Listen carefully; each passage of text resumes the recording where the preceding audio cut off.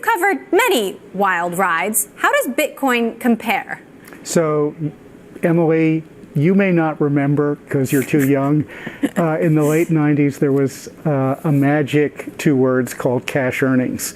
And that was the arithmetic, so to speak, used to justify the valuations of so many .com companies that went public, of course.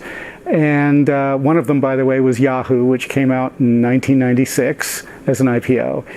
And it appreciated 120 times its IPO price.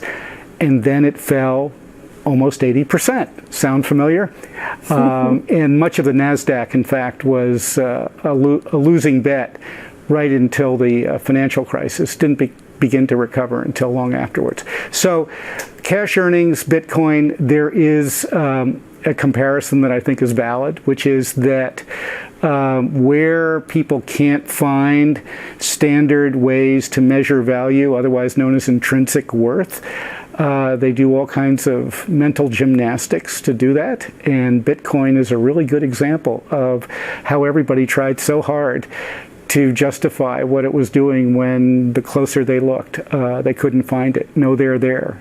Even Warren Buffett said, it's a joke. So we've been in this picture before, and I think the .com bubble that burst in 2000 is a good example.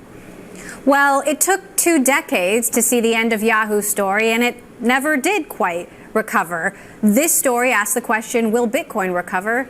Will it? So, I'm not clairvoyant, and that answer is way above my pay grade. All I can do is, as an observer, really just a newsman, look at this and say, all right, what justifies the valuations that we see in the marketplace? And when it's difficult to find the answers, that's when you ought to be pretty cautious. Do you see Bitcoin fitting into the broader story of volatility that's happening right now, and tech volatility in particular?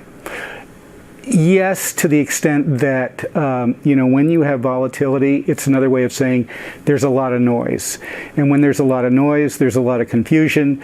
And when there's a lot of confusion and a lot of noise, people have difficulty finding the signals. And so where we are right now is the difficulty of finding the signals in so much noise. And the noise, unfortunately, I think, gets only louder. So let's talk about the signals. Where do you see value in Bitcoin or cryptocurrency more broadly, or maybe it's just in blockchain? I think the latter is exactly where there is value. There's all kinds of excitement over blockchain because it is, a technology, a tool that people can use, and that in and of itself is where there's intrinsic value. So blockchain is something that I would spend a lot of time thinking about and its application.